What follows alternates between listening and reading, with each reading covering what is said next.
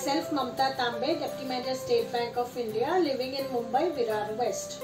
Today I am going to show a solution for education and learning. While teaching small children, this is one technique used.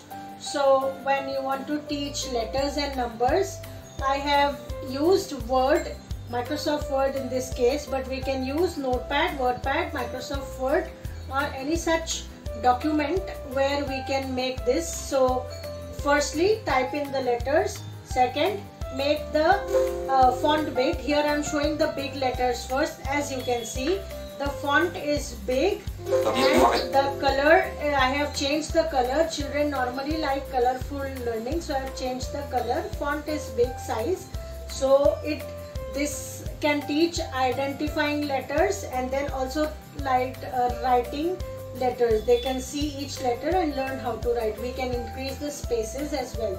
So big letters I have made in different colors, small letters in different color, and here the font and font size is also big and the style is bold, so it looks attractive and children it attracts their eyes easily.